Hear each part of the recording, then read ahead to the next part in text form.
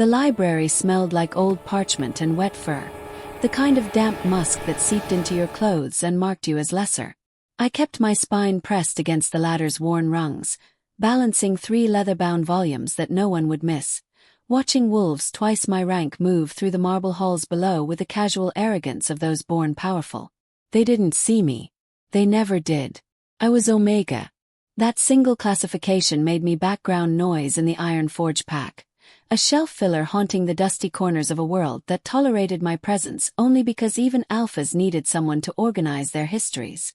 I'd been sorting their precious archives for 2 years now, preserving legacies I would never be worthy enough to claim.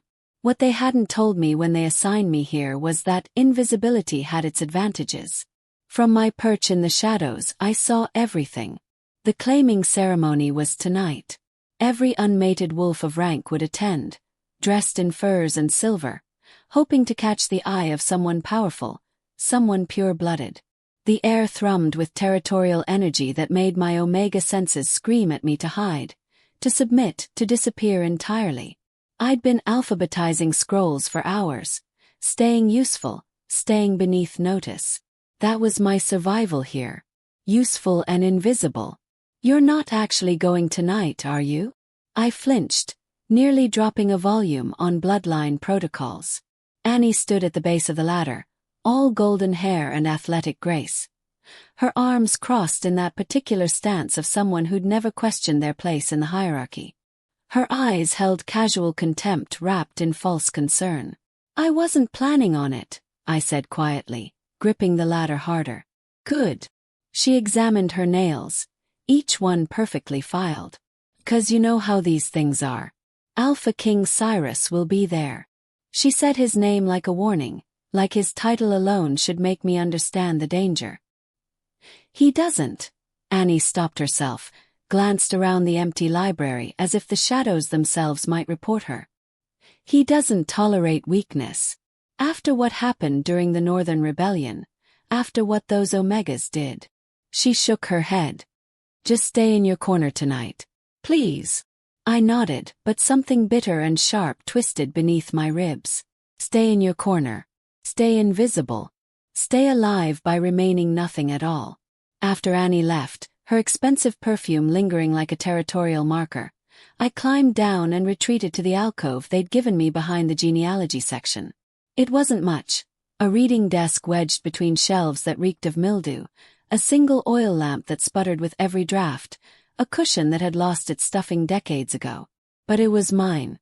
And in the locked drawer of that ancient desk, hidden beneath requisition forms and repair logs, was the one thing that had kept me sane these past months. My diary. I pulled it out now, the leather cover worn soft from constant handling, the lock that only I knew how to open without force. The pages were filled with truths I could never speak aloud. My observations of pack politics I wasn't supposed to understand, my critiques of the rigid caste system that kept wolves like me beneath the boots of wolves like Wilson and Annie. And, in my most reckless moments, my thoughts about him. Alpha King Cyrus. The males whispered his name with reverence and fear. The females with desire and terror. I'd watched him from the balcony during pack assemblies, seen the way he moved through crowds like violence contained in flesh, noticed how his face remained carved from ice even as he delivered sentences of exile or death. But I'd also seen what they missed. Last week, during the execution of a traitor, when the gathered wolves howled for blood, I'd seen his hand tremble. Just once. Just for a heartbeat. And his eyes, those infamous silver eyes that were supposed to be merciless, had looked hollow. Not heartless. Hollow. Like a male who'd forgotten what it felt like to be seen as anything other than a weapon. I opened my diary to a fresh page, my hand moving across the paper before my mind could stop it. The king stood on the execution platform today, and the pack chanted for justice. But I wonder if anyone else noticed the way his jaw tightened when the blade fell. I wonder if anyone else sees that he doesn't enjoy the violence. He's just carved himself into the shape of what the pack demands. A ruler without mercy. A beast without a soul. And I wonder, in the deep hours of night when even alphas must feel loneliness, if he remembers what it was like to be something other than feared. I stared at the words, my heart pounding. This was dangerous. This was beyond dangerous. This was treason in ink. But I couldn't stop. Because being invisible meant I saw the truth. And the truth was that Alpha King Cyrus was just as much a prisoner of the hierarchy as I was. A sound echoed from the main hall. Heavy footsteps, multiple wolves, the sharp bark of an order. I shoved the diary back into its drawer and locked it, my hands shaking. The inspections.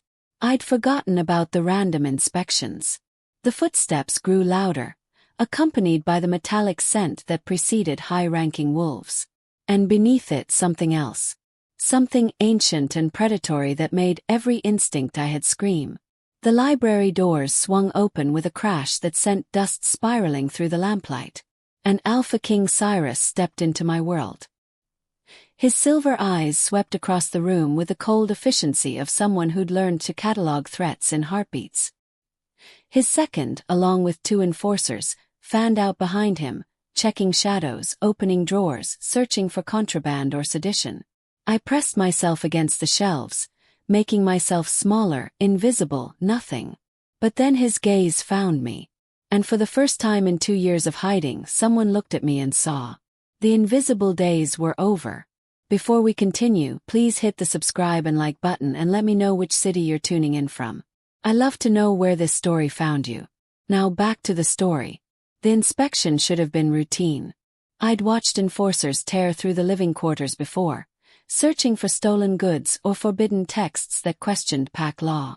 They moved with brutal efficiency, overturning furniture, scattering belongings, leaving destruction in their wake like dogs marking territory. But Cyrus didn't move like his enforcers. He walked through the library with the patience of a predator who knew his prey had nowhere to run. His fingers trailed along spines of ancient volumes, reading titles in languages most of the pack had forgotten. He paused at the genealogy section, his silver eyes narrowing at a gap in the shelving where I'd removed a text about the original pack structure. My breath caught. That gap was 3 feet from my desk. 3 feet from the locked drawer. "Check the archives," he said, his voice low and controlled. Not the snarl I'd expected from a male called brutal. Someone's been accessing restricted materials. Wilson, his second, shot me a dismissive glance before heading toward the sealed vault at the library's far end. The other enforcers followed, their heavy boots echoing against marble, leaving me alone with the Alpha King. I should have run. Should have dropped into a submissive crouch, eyes down, throat exposed, the instinctive surrender every Omega knew. But my legs had turned to stone, my body trapped between the bookshelf and the truth that this male could smell fear like blood in water. Cyrus moved closer, his presence swallowing the space between us. He was larger than I'd realized from my balcony perch, all coiled muscle and contained violence wrapped in dark furs and battle-worn leather. The scent of him, pine and smoke and something metallic like ozone before a storm, made my Omega instincts scream contradictory commands. "Submit. Run. You're the archivist," he said. Not a question. "Yes, Alpha King." My voice came out steadier than I felt. His eyes tracked over my face like he was cataloging features, searching for deception or threat. "You keep this place organized." "I try, Alpha King." "And you read." He gestured to the desk where I'd left 3 volumes open, cross-referencing a discrepancy I'd found in the pack's founding documents. Curious reading for a shelf filler. Heat crept up my neck. I was verifying dates for the... "You're lying." He said it without anger, with the casual certainty of someone who'd interrogated enough wolves to know the tells. No one cross-references genealogies at midnight unless they're looking for something specific. My mouth went dry. He stepped closer, and I could see the exhaustion carved into the lines around his eyes, the tension held in his jaw. This close, the ruthless Alpha King looked almost human, almost breakable. "What are you hiding, Omega?" The title fell from his mouth like a classification rather than an insult, but it still cut. Before I could answer, his attention shifted to the desk, to the drawer with its simple iron lock that suddenly seemed pathetically inadequate. "Open it." It's just repair logs, Alpha King. Nothing of. His hand shot out, gripping the edge of the desk hard enough that the wood groaned. Not touching me. Not threatening. But the air between us thickened with unspoken command. Open it. My hands shook as I pulled the key from beneath my collar, where I'd worn it on a leather cord for 2 years. The lock clicked open with a sound that felt like surrender. I stepped back, letting him see the innocuous papers stacked on top. Cyrus pulled the drawer fully open, his movements methodical. He lifted the requisition forms, set them aside. Then the repair logs. And he went completely still. The leather diary sat at the bottom of the drawer, worn and familiar and damning. 4-3 heartbeats, neither of us moved. Then his hand closed around it, and I watched my entire world collapse into his palm. No. The word escaped before I could stop it. Please, that's private. His silver eyes found mine, and something dangerous flickered in their depths. Nothing in this pack is private, Omega. Not from me. He opened the diary. Couldn't watch. Couldn't bear to see his face as he read my observations about Wilson's embezzlement, my criticisms of the breeding programs that treated omegas like livestock, my questions about why the old texts described omegas as seers when now we were treated as servants. And worse. So much worse. The pages about him. Seconds stretched into years. I heard Wilson's voice from the vault, calling something about finding records intact. Heard the other enforcers discussing whether to check the eastern stacks. But it all sounded distant, muffled, like I was drowning in the silence of Cyrus reading my most forbidden thoughts. His scent changed first. That controlled pine and smoke scent that had filled the space between us suddenly sharpened, intensified, became something primal that made every instinct I had snapped to attention. The alpha hum, that subsonic vibration powerful wolves emitted when claiming territory or facing a challenge, started low in his chest. But this wasn't territorial aggression. This was something else entirely. His pupils dilated as he read, his breathing shifting from controlled to irregular. The diary shook slightly in his hands, this male who supposedly felt nothing showing a tremor that matched my own earlier fear. You wrote this, he said, his voice rough. About me. It wasn't a question, but I answered anyway. Yes, Alpha King. You think I'm hollow. He looked up from the page, and I saw something raw and unguarded flash across his face before he could mask it. You think I'm carved into a weapon.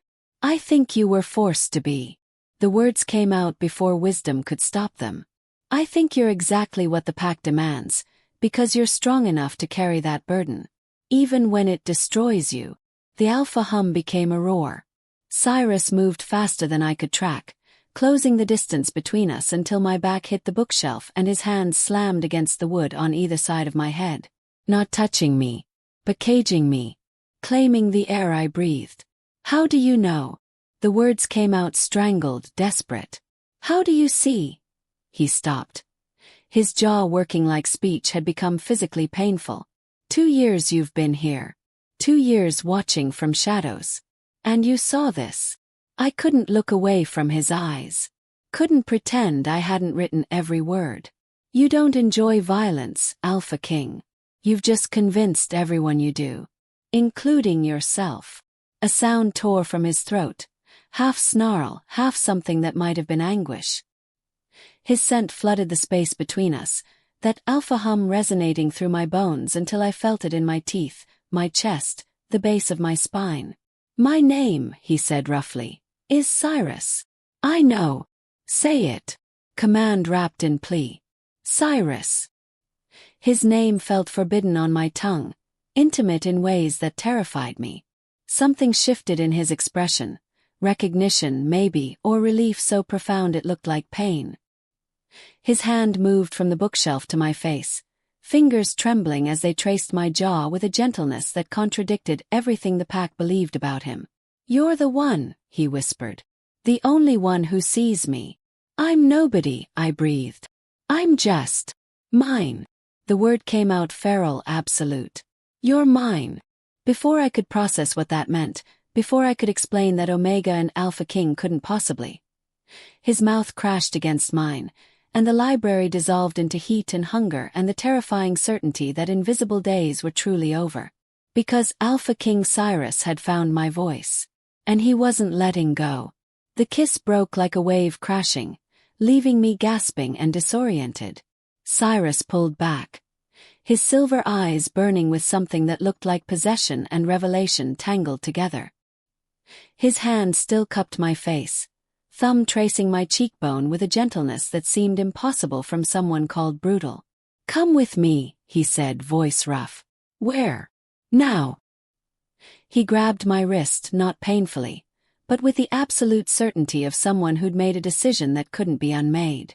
I barely had time to register what was happening before he was pulling me through the library, past Wilson who emerged from the vault with questions dying on his lips, past the other enforcers who froze mid-search as their Alpha King dragged an Omega through the marble halls like she was something precious he'd found and refused to lose. "Cyrus, wait," I stumbled, trying to keep pace with his longer stride. "What are you doing?" He didn't answer. Didn't slow. His scent had gone wild, that controlled pine and smoke replaced entirely by something primal that made wolves flatten themselves against walls as we passed. The alpha hum vibrated through the stone itself, announcing something that made my Omega instincts scream warnings I didn't understand. We reached the great hall in minutes that felt like seconds. The claiming ceremony was in full display. Unmated wolves dressed in their finest furs and silver, arranged in careful hierarchies that had been established over generations. High-ranking females clustered near the dais where territorial matches would be announced. Elite males prowled the perimeter, evaluating potential mates with the cold calculation of those who bred for power rather than feeling. The hall fell silent as Cyrus shoved open the massive doors. Every head turned. Every conversation died. I felt the weight of hundreds of eyes landing on me, the Omega Archivist being dragged by their Alpha King into the most sacred ceremony in pack law. Annie stood near the front, golden and perfect in a gown that probably cost more than I'd earn in a lifetime. Her mouth fell open in shock that quickly twisted into something uglier. Beside her, Wilson had gone rigid, his expression cycling through confusion and concern. And there, on the dais itself, stood Phillips. The High Enforcer was everything an alpha should be according to pack doctrine. Tall, broad-shouldered, pure-blooded back 7 generations. His dark eyes tracked our approach with the predatory focus of someone who'd built his career on identifying threats to pack purity. "Alpha King," Phillips said, his voice carrying across the silent hall. "The ceremony hasn't begun. What is the meaning of?" Cyrus didn't let him finish.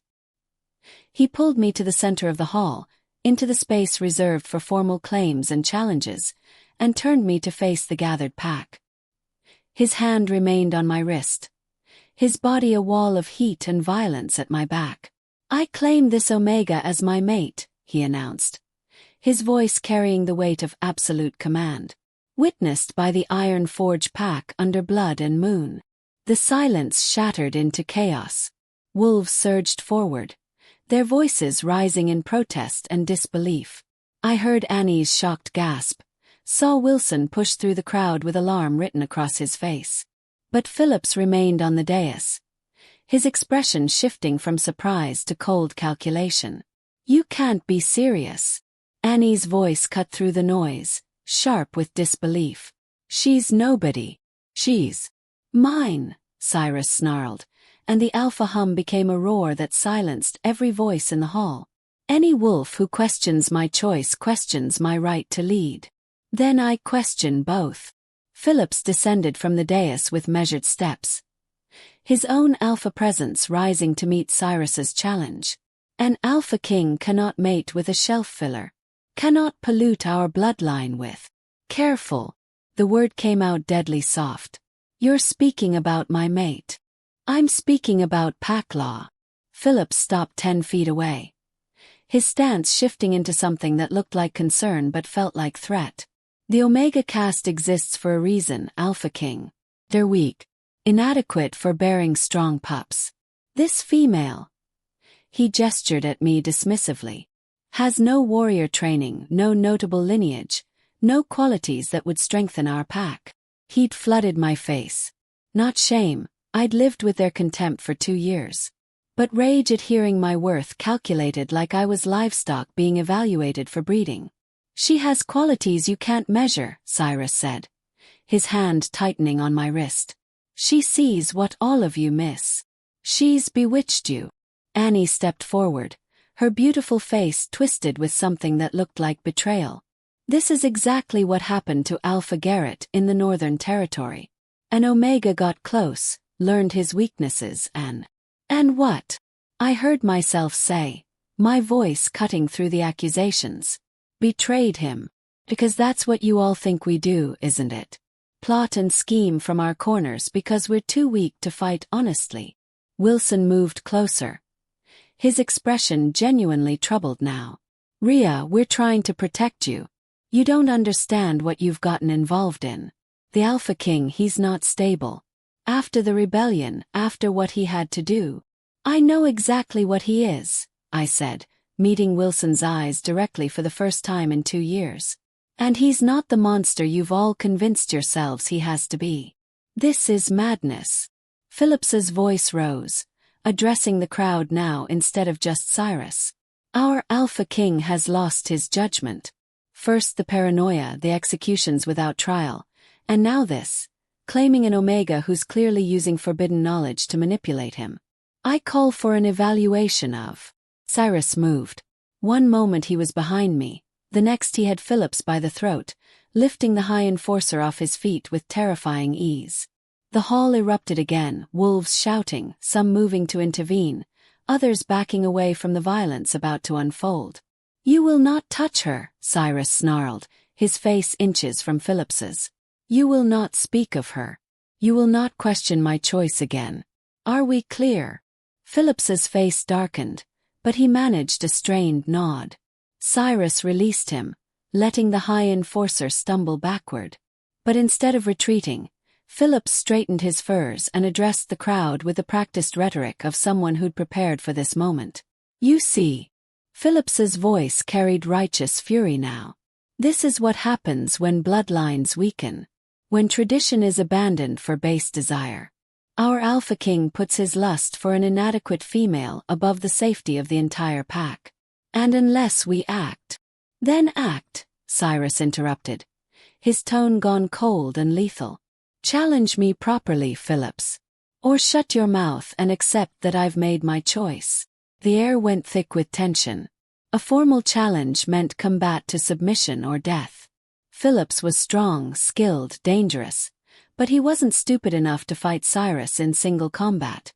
Not when the Alpha King had earned his title by killing the previous ruler with his bare hands. But Phillips smiled.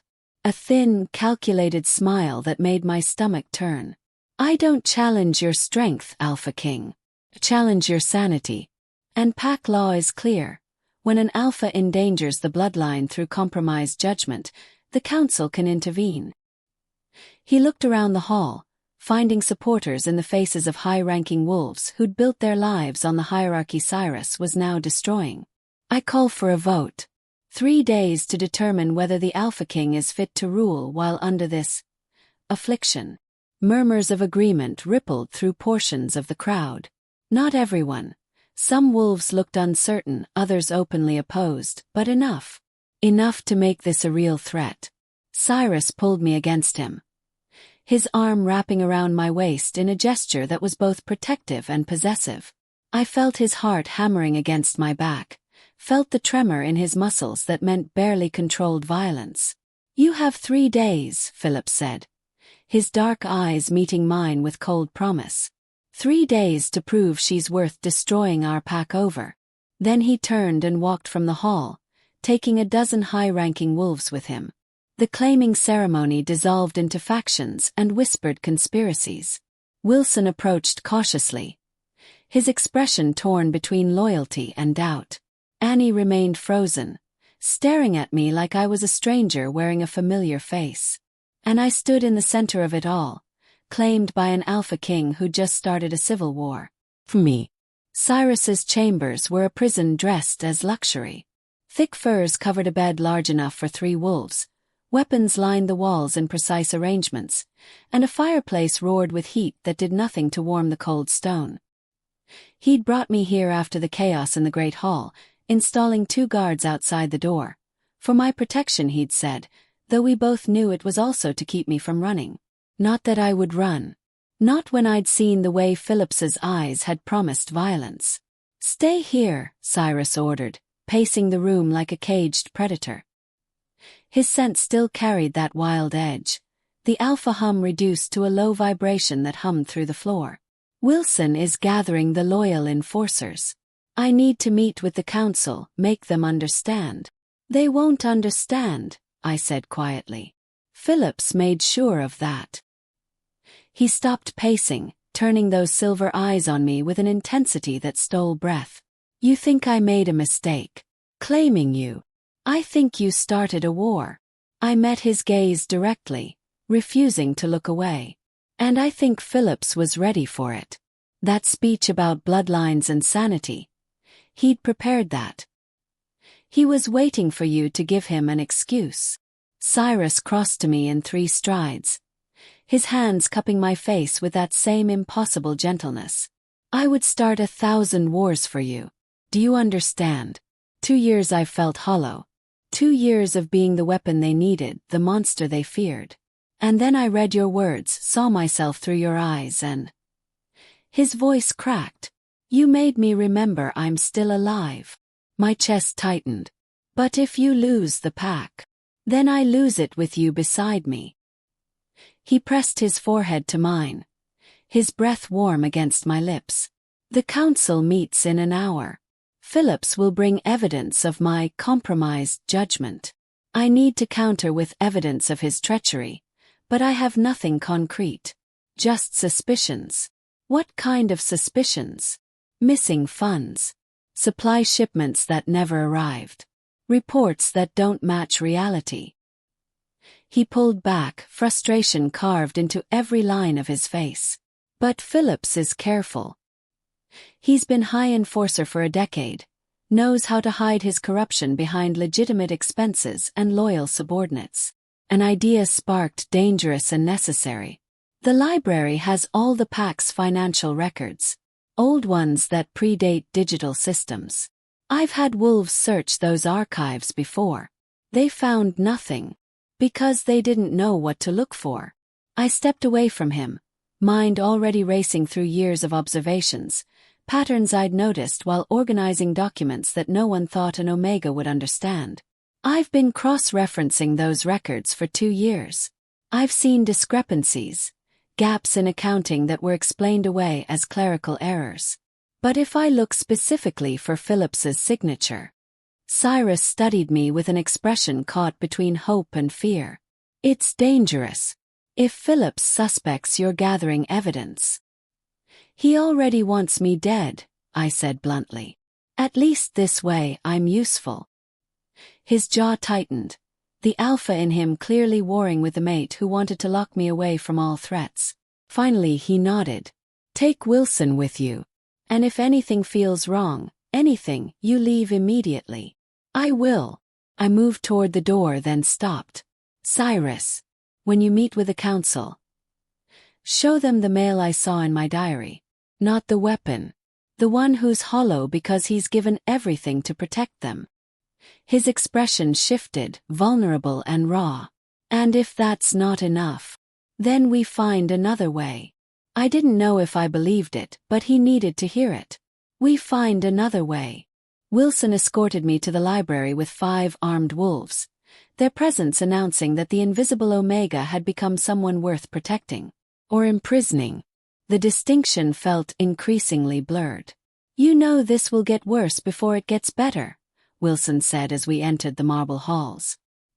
His tone held none of Annie's contempt, just weary pragmatism. "Phillips has been building support for years.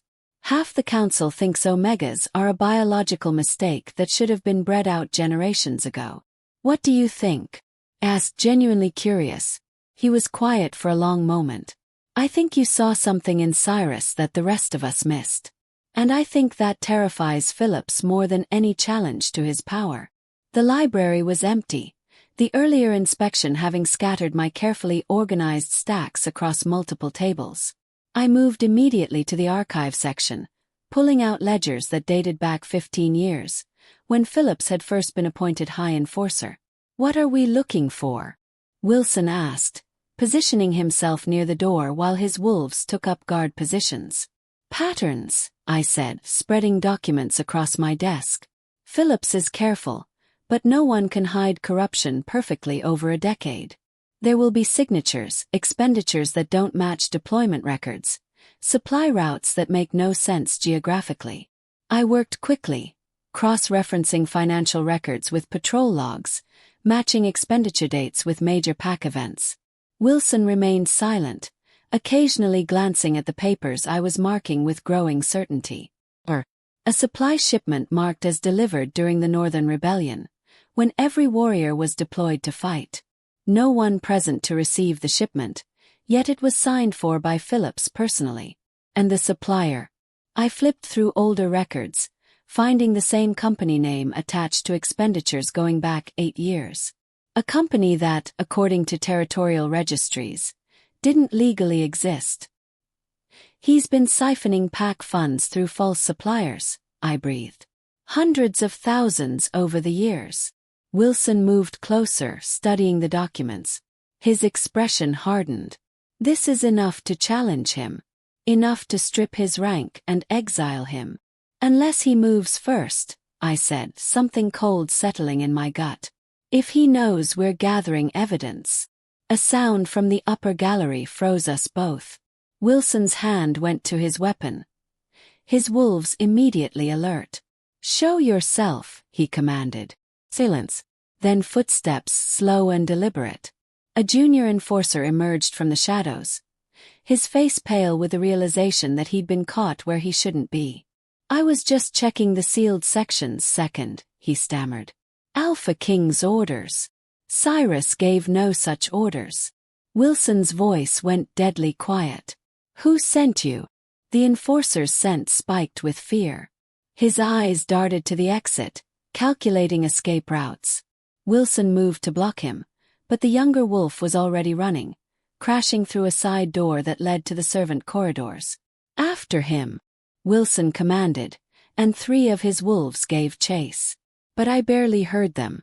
My attention had snapped to the gallery where the spy had been hiding, positioned perfectly to see which documents I'd been examining.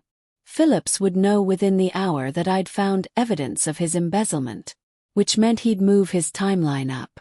"We need to search that gallery," I said urgently. If Phillips had someone watching, he might have. I climbed the spiral stairs before Wilson could stop me, my omega senses screaming warnings I should have heeded. The gallery was a narrow walkway lined with restricted texts, rare volumes that required council permission to access. One had been pulled from its shelf, left open on a reading stand. My hand shook as I approached it. The pages were yellowed with age, written in the old tongue that few wolves still read.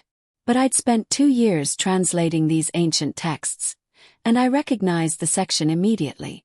The Book of Original Castes.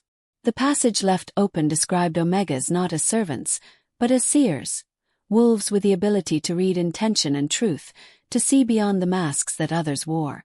They'd been advisors to Alpha Kings, the strategic minds that balanced brutal strength with wisdom. Until the purge 3 generations ago, when a faction led by, my blood went cold, led by Enforcer Matthias Phillips, the current Phillips's grandfather. The passage described how Matthias had convinced the pack that omegas were weakening the bloodline, that their sight was manipulation rather than gift. He'd systematically stripped omegas of rank, reduced them to servants, and established the hierarchy that still ruled today. All to consolidate power in the enforcer line. "Wilson," I called down, my voice shaking. "Phillips isn't just embezzling funds. His entire family has been working for 3 generations to eliminate any threat to their control. And omegas, we were that threat." I kept reading, my horror mounting with each line. The final passage described how Matthias had assassinated the Alpha King who'd refused to support the purge, using a rare strain of wolfsbane during the blood moon feast, when the Alpha's defenses were lowest. The same feast scheduled for tomorrow night. The same feast where Cyrus would be required to attend, weakened by the mandatory fasting that preceded the moon ceremony. Phillips is going to kill him, I whispered. Tomorrow at the feast. Just like his grandfather did. Wilson was beside me in seconds, reading over my shoulder. His face drained of color. We need to tell Cyrus. Cancel the feast. Arrest Phillips immediately. On what grounds? I demanded. A book that describes something his grandfather did. Phillips will claim it's irrelevant, that we're desperate to discredit him. We need proof of the current plot. Then what do we do? I looked at the ancient text, at the description of Omega seers who'd protected their alphas by seeing the threats others missed. Phillips had worked for generations to make wolves forget what we were capable of. It was time to remember. We let the feast happen, I said, my voice steadier than I felt. But we don't let Cyrus go in blind. And we use the one advantage Phillips doesn't know we have. What advantage? I met Wilson's eyes with grim certainty. An Omega who sees everything. The blood moon hung in the sky like a wound, casting crimson light through the great hall's vaulted windows. I stood at the edge of the feast, dressed in formal silks that marked me as the Alpha King's mate, a title that still felt like wearing someone else's skin. Around me, the pack gathered in their finest furs and silver, maintaining the careful hierarchies that had ruled for generations. But tonight those hierarchies were fracturing. Phillips sat at the high table, positioned 3 seats from Cyrus. His expression serene as he made pleasant conversation with council members who'd thrown their support behind his vote of no confidence. Annie hovered nearby. Her golden beauty turned sharp with vindication. She'd been vocal about my manipulation of the Alpha King, gathering female wolves who believed an Omega mate was an insult to their own worth. Wilson stood behind Cyrus's chair. His posture relaxed but his eyes constantly scanning for threats. We'd briefed him on the assassination plot, shown him the ancient texts and the pattern of Phillips's corruption. But without concrete proof of the current conspiracy, we couldn't act openly. Couldn't arrest Phillips without triggering the civil war he'd been preparing for. So we waited. And prepared for violence. Cyrus looked magnificent and vulnerable at the high table, dressed in ceremonial armor that left his throat exposed for the ritual marking that would occur at Moon Peak. The mandatory fast had left him weaker than usual. Tradition demanded the Alpha King purge his system before accepting the moon's blessing. It was meant to be spiritual purification. Phillips's grandfather had turned it into an execution method. I'd spent the afternoon in the library's restricted section, studying the original pack defenses that had been built into the Great Hall's architecture. Mechanisms designed by Omega seers to protect their alphas from internal threats. Most had been disabled during the purge, dismissed as unnecessary in a pack that claimed perfect loyalty. But the library held the activation sequences. And I'd memorized every one. The feast began with a ritual wine, blood wine infused with herbs meant to heighten the connection between wolf and moon. Servants moved through the hall, pouring from ancient vessels into silver goblets. I watched Phillips's cup being filled, watched him raise it in a toast to tradition and purity. His dark eyes finding mine across the hall with cold promise. Cyrus drank. The council drank. Phillips drank. And I waited for the poison to strike. It happened slowly, as Wilson had warned it would. Cyrus shifted in his chair, his hand moving to his throat. A subtle gesture that most would miss, but I saw the confusion flash across his face, the way his breathing changed rhythm.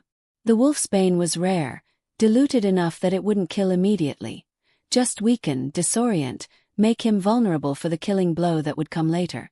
Phillips rose from his seat, gesturing for servers to bring the ceremonial blade for the Moon Peak marking. The enormous silver dagger was presented on a velvet cushion, its edge gleaming with engravings that told the pack's founding story. The same blade Matthias Phillips had used to cut his Alpha King's throat. "The moon reaches its peak," Phillips announced, his voice carrying across the hall. Alpha King Cyrus will accept the blessing and reaffirm his bond to the Iron Forge pack. Cyrus stood, and I saw the effort it cost him. Saw the way his legs trembled slightly, his silver eyes struggling to maintain focus. Wilson moved to support him, but Phillips was faster, stepping beside the Alpha King with the solicitous concern of a loyal enforcer. "Let me assist you, my king," Phillips said, his hand closing around Cyrus's arm. "The fast can be taxing." I was already moving. I pushed through the crowd, ignoring the shocked whispers as an Omega dared interrupt the sacred ceremony. Annie stepped into my path, her expression triumphant. "This is for ranked wolves," she hissed. "You have no place." I shoved past her with strength that surprised us both, my Omega frame carrying determination that felt like rage compressed into flesh and bone. Phillips had positioned Cyrus near the ceremonial altar, the silver blade now in his hand, angled perfectly to appear like he was preparing for the marking ritual. But I'd studied anatomy in those ancient texts. Knew exactly where that blade would strike to sever the artery while appearing accidental. "Stop," I commanded, my voice cutting through the hall. Phillips turned, his expression shifting from false concern to cold calculation in a heartbeat. "The Omega is disrupted. Someone escort her." "The wine is poisoned," I said clearly, addressing the entire hall. Wolfsbane variant, the same strain Phillips's grandfather used 3 generations ago to assassinate Alpha King Marcus. Shocked silence crashed over the gathering. Phillips's face remained calm, but his scent spiked with something that smelled like fury wrapped in control. "Absurd accusations from a desperate female," he said smoothly. "My king, forgive this interruption. The moon waits for no one." Cyrus swayed, his hand gripping the altar for support. His eyes found mine, and I saw him trying to focus through the poison's fog, trying to understand what was happening. "Test the wine," I demanded. "Send for a healer to analyze what's in the Alpha King's blood. Or are you afraid of what they'll find?" "I'm afraid of nothing," Phillips snarled, his mask finally slipping. "Least of all a shelf filler who's bewitched our Alpha with lies and manipulation. You've proven exactly what Omegas are. Poison in a pretty package." He moved. The blade came up faster than I'd anticipated, arcing toward Cyrus's exposed throat with practiced precision. Wilson lunged to intercept, but Phillips had positioned himself perfectly, using Cyrus's weakened body as a shield. I didn't think, didn't calculate, just acted on instinct that felt ancient and right. My hand slammed down on a carved stone in the altar's base, one of the Omega seer mechanisms I'd memorized. The floor beneath Phillips erupted, centuries-old trap springs releasing with vicious efficiency. Iron spikes shot upward, forcing him to leap backward, the ceremonial blade flying from his grip. The hall exploded into chaos. Phillips's supporters surged forward, wolves loyal to the old hierarchy versus those who'd begun questioning it. But I was already triggering the second mechanism, my fingers finding the sequence carved into the altar's edge. The ancient seers had built multiple layers of protection, each one designed to defend against specific threats. Stone panels slid from the walls, creating barriers that separated Phillips from Cyrus, from his allies, from the exit. He stood trapped in a circle of the pack's own ancient architecture, his expression shifting from shock to pure hatred as he realized what I'd done. "You think you've won," Phillips spat, addressing me directly now. "You think because you've read some dusty books you understand pack law? These mechanisms were disabled for a reason. Omegas like you." "Like me," I interrupted, moving to stand between him and Cyrus. "Built this hall, designed these defenses, served as the strategic minds that kept Alpha Kings alive for centuries. Until your grandfather convinced everyone we were weak." I could feel the pack watching, their attention shifting between Phillips trapped in his circle and me standing guard over their poisoned Alpha King. Wilson had reached Cyrus now, supporting him as the Wolfsbane worked through his system. "A healer," Wilson commanded, his voice carrying authority that brooked no argument. "Now." "And guards. Arrest High Enforcer Phillips for attempted assassination. On whose authority? Phillips demanded. The council hasn't voted. The Alpha King is clearly compromised. On mine, I said quietly. As the Alpha King's mate, as an Omega who studied every page of pack law, I invoke the ancient right of defense. The same right that let Omega Seers protect their alphas from internal threats. Annie pushed through the crowd, her face pale. That right was abolished. During the purge, I finished. By Matthias Phillips, who wanted to eliminate anyone who could expose his treachery. But abolishing a right doesn't erase it from history. It just makes people forget. I moved to the altar, finding the third mechanism, the one that required blood to activate. My hands shook as I pulled a small blade from my belt, cutting my palm and pressing it to the ancient stone. The ceiling above Phillips's circle began to descend, massive stone blocks grinding downward with inexorable weight. Not meant to kill, but to trap, to hold until judgment could be passed. Wait. Phillips's composure finally cracked, his voice rising to desperation. You can't. This is against pack law. I demand trial by combat. You'll get your trial. Cyrus's voice cut through the hall, rough with poison but carrying that absolute command that made wolves instinctively submit. Wilson had helped him stand, and though he swayed, the Alpha King's presence filled the space. But not by combat. By evidence. He looked at me, and something like pride flickered in those silver eyes. Show them. I'd prepared for this. Had spent hours copying the documents, the ancient texts, the pattern of corruption that spanned 3 generations. Wilson's wolves brought them forward now, spreading the evidence across tables for the council to examine. Financial records showing Phillips's embezzlement. The historical account of Matthias Phillips's assassination. The description of how Omegas had been systematically stripped of rank and memory. And finally, the toxicology report I'd commissioned privately. Proof that the ceremonial wine contained the exact wolfsbane variant described in the ancient texts. The council members read in stunned silence. Even those who'd supported Phillips looked shaken, their certainty crumbling as evidence mounted into an undeniable truth. 3 generations, I said, addressing the entire hall. 3 generations of Phillips' men have worked to consolidate power by eliminating anyone who could threaten their control. First the Omega Seers who could read their treachery. Then Alpha Kings who wouldn't be their puppets. And now, I gestured to Cyrus, a king who chose an Omega mate, who remembered what we were before the lies. Phillips stood in his shrinking circle, his expression twisting between rage and something that might have been fear. The pack will never accept an Omega as High Queen. Never accept that weakness. She just saved my life, Cyrus interrupted, his voice stronger now as the healer worked to counteract the poison. Using intelligence and knowledge while you tried to use treachery and poison.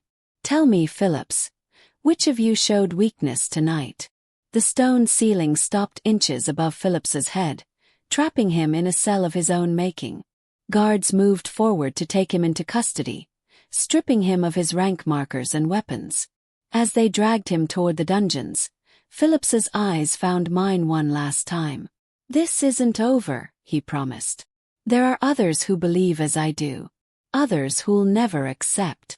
Then they can challenge me properly, I said, surprised by the steel in my own voice. Under pack law. With witnesses and honor. The way it should have been done all along. The hall slowly quieted as Phillips was removed, wolves uncertain how to process what they'd witnessed. An Omega using forgotten defenses to stop an assassination. An Alpha King choosing intelligence over tradition. A hierarchy that had seemed unshakable suddenly revealed as built on lies. Cyrus pulled me against him. His embrace fierce despite the poison still working through his system. You defended me, he murmured against my hair. My Omega Seer. Someone had to, I whispered back. You've been defending everyone else for so long. The blood moon continued its arc across the sky, bathing the great hall in crimson light. And for the first time in 3 generations, An omega stood beside her Alpha King. Not invisible. Never invisible again. The dawn after the blood moon came with unexpected gentleness. Pale light filtered through the great hall's windows, illuminating damage from the previous night. Overturned chairs, scattered documents, the stone circle where Phillips had been trapped still visible in the floor's center. I stood at the window watching pack members begin repairs, their movements cautious, uncertain, like wolves learning to walk on ground that had shifted beneath them. Cyrus found me there an hour later. The wolfsbane finally purged from his system. His hand slid around my waist, pulling me back against his chest in a gesture that had become familiar over the past days. Necessary even. "The council wants to meet," he said quietly. "They're waiting in the chamber. To challenge your choice." I kept my voice steady, though my stomach twisted. Last night's victory didn't erase generations of belief. Phillips might be in chains, but his ideology had roots that ran deep. "To hear yours." His lips brushed my temple. "You invoked ancient rights last night. Rights that come with responsibility. The council needs to understand what having an Omega Seer as High Queen means for the pack's future." High Queen. The title still felt impossible, like wearing armor forged for someone else's body. "And if they don't accept it, then we build something new." His voice carried that absolute certainty that had made him Alpha King. With or without their approval. The council chamber felt different in daylight. Less intimidating perhaps, or maybe I just stopped seeing these wolves as untouchable. They sat around the ancient table, 12 members representing different factions of the Iron Forge pack. Some faces showed open hostility, others curiosity. A few, like Elder Mara who'd served for 40 years, watched me with something that might have been recognition. Wilson stood behind Cyrus's chair. His presence a reminder that not all high-ranking wolves had bought Phillips's lies. Annie was notably absent, though I'd heard she'd retreated to her family's holdings to reconsider her position. Translation. She was waiting to see which way power shifted before declaring loyalty. "The evidence against Phillips has been verified," Elder Mara began, her weathered hands folded on the table. 3 generations of embezzlement, conspiracy, and murder. His exile is uncontested. "But his questions remain," Counselor Drake added, his tone measured. "An Alpha King mating with an Omega breaks centuries of tradition. We need to understand the precedent this sets." "There is precedent," I said before Cyrus could respond. I'd spent the hours after the feast preparing for this, gathering documents from the library that most had forgotten existed. Before the purge, Omega Seers served as high queens and kings in their own right. The hierarchy we follow now isn't ancient tradition. It's a 3-generation-old manipulation designed to consolidate power. I spread the texts across the table, showing them records of pack leadership that included Omegas in positions of strategy and council. Showing them their own history, erased and rewritten by wolves who'd benefited from the lie. "These texts describe Omegas as having abilities we don't possess," Counselor Thane argued, though his tone held more curiosity than challenge. "This sight, that supposedly let them read intention and truth. If such abilities existed, where are they now?" "Bred out," Elder Mara said quietly, her eyes distant with memory. "Or suppressed. My grandmother was Omega. She used to tell stories about feeling things others couldn't, knowing when wolves lied, sensing danger before it manifested. We called it paranoia. Told her she was weak for being so affected by emotions." The elder's gaze found mine. "But maybe we were wrong about what strength looks like. Rhea saw Phillips's treachery when none of us did," Wilson interjected. "She pieced together evidence from documents we'd all dismissed as irrelevant. She activated defenses that had been forgotten for generations. If that's not strategic intelligence, I don't know what is." "It's also unprecedented," Counselor Vex said, her tone sharp. "Changing the entire pack structure because one Omega proved useful is." "Not about one Omega," I interrupted, surprised by the force in my own voice. "It's about dismantling a hierarchy built on lies. about recognizing that strength comes in different forms, and a pack that only values physical dominance is a pack that's vulnerable to exactly what Phillips did: internal rot that no amount of warrior training could detect. Silence fell across the chamber. I could feel them weighing my words against generations of conditioning, against the comfort of familiar structures, even when those structures had nearly killed their Alpha King. "What exactly are you proposing?" Elder Mara asked. I looked at Cyrus, finding permission in his eyes.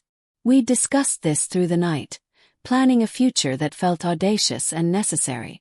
"A restructuring," I said. "Not the elimination of rank. Wolves need hierarchy, need to know their place in the pack. But a recognition that different roles serve different purposes. Warriors defend. Healers tend. Strategists plan. And omegas." I paused, letting the weight of the word settle. "Omegas see what others miss.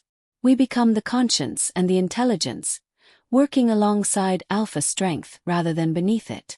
"You're describing a partnership model," Counselor Drake said slowly. "Alpha and Omega ruling together, each contributing their strengths." "I'm describing what existed before the Purge," I corrected. "What made the Iron Forge pack powerful enough to unite 3 territories under one banner. We didn't lose that power through natural evolution. It was stolen. I'm proposing we take it back." The council members exchanged glances, some troubled, others thoughtful. Finally, Elder Mara spoke. "This would require rewriting pack law, restructuring the caste system, training new generations to think differently about rank and worth." "Yes," I agreed simply. "It would take years, possibly decades. And there would be resistance. Wolves like Phillips who believe the old ways are sacred." "There's already resistance," Cyrus interjected, his voice carrying that command that made wolves straighten instinctively. "The question is whether we face it while building something better, or while maintaining a broken system that nearly destroyed us." Elder Mara studied us both for a long moment, her ancient eyes seeing something that made her lips curve into the ghost of a smile. "My grandmother would have liked you," she said to me. "She always claimed omegas would rise again." I thought she was telling stories to make herself feel powerful. The elder looked around the table. "I vote to accept the restructuring, to reinstate Omega Seers as strategic council and recognize Rhea as High Queen with full authority." One by one, the other council members voted. Some enthusiastically, others reluctantly, a few abstaining entirely. But when the count finished, the result was clear. The hierarchy had shifted. The days that followed blurred together in a chaos of reform and resistance. We established new training programs for young Omegas, teaching them to trust their instincts rather than suppress them. We rewrote sections of pack law, removing language that classified any wolf as inherently weak or inferior. We dealt with challenges from wolves who refused to accept the changes, some through negotiation, others through demonstration of exactly why Omega Seers had been feared enough to purge. Annie returned after 3 weeks, approaching me in the library with an expression that hovered between resentment and grudging respect. "I don't understand how you did it," she said without preamble. "How you saw what all of us missed." "You weren't looking," I replied, not unkindly. "You were taught that certain wolves weren't worth seeing, that hierarchy determined value. But everyone has blind spots, Annie. Even you." She was quiet for a moment, then nodded slowly.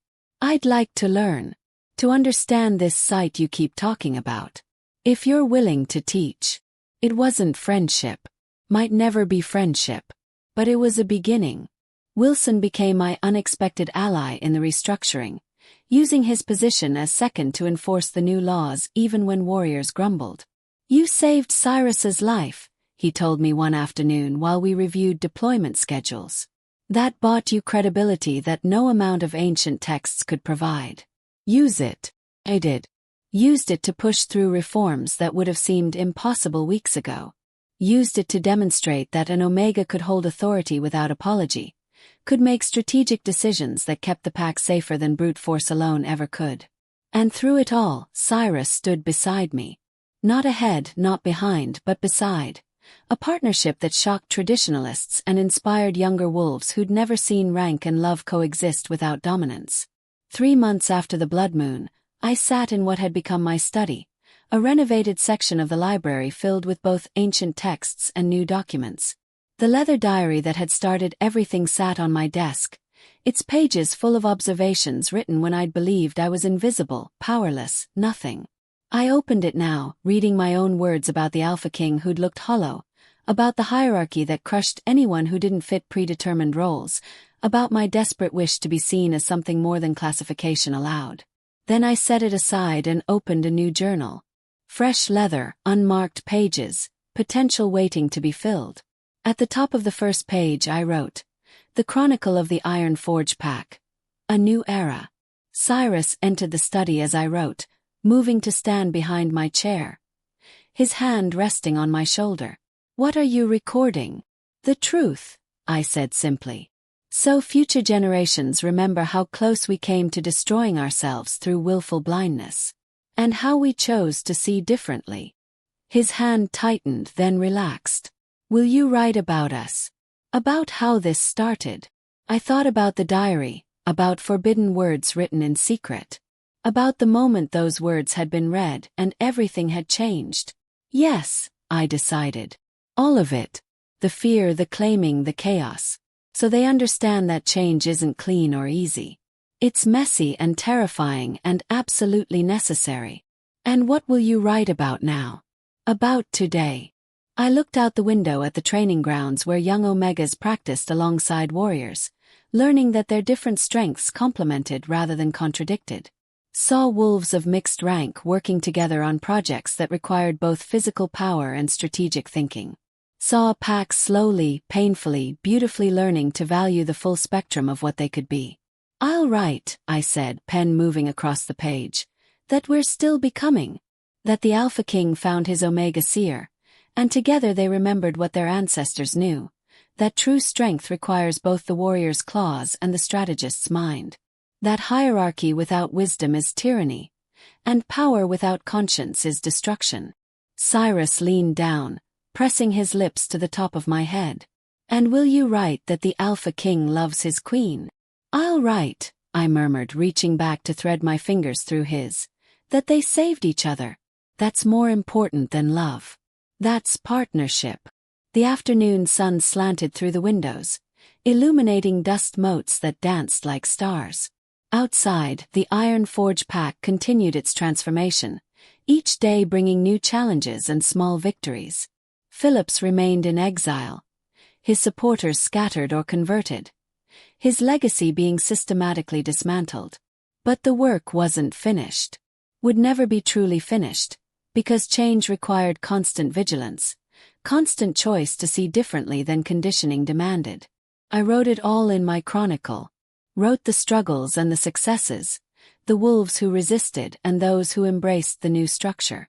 Wrote my own journey from invisible shelf filler to High Queen who'd learned that being seen was both terrifying and essential. And when Cyrus pulled me from my desk hours later, insisting I'd worked enough for one day, I followed him willingly. Because I'd also learned that strength included knowing when to rest, when to let others carry the burden, when to simply exist as more than role or rank. The old diary remained on my desk, a reminder of where I'd started. But the new chronicle sat beside it, pages filling with a future we were writing together. Imperfect, uncertain, but honest in ways the Iron Forge Pack hadn't been for generations. I'd started this journey believing I was nobody, a ghost haunting the margins of a world that would never see me. But I'd been wrong. I wasn't invisible, had never been invisible. I'd just been waiting for someone brave enough to really look. And he'd found me in the pages of a forbidden diary, recognized me in words I'd been terrified to speak aloud, and claimed me not despite my Omega status but because of the sight it gave me. The Alpha King and his Omega seer. Together we were rewriting what pack meant, what strength meant, what love could accomplish when it refused to accept the limitations others tried to impose. The chronicle would record it all. Would ensure that future Omegas knew they'd once been powerful, had briefly been erased, and had risen again. Because some truths, once written, can never be forgotten again. Thank you for joining the pack today. If this story pulled you in, make sure to subscribe and tap the moon bell so you never miss the next Alpha Destiny. And tell me in the comments, who should we follow next under the full moon?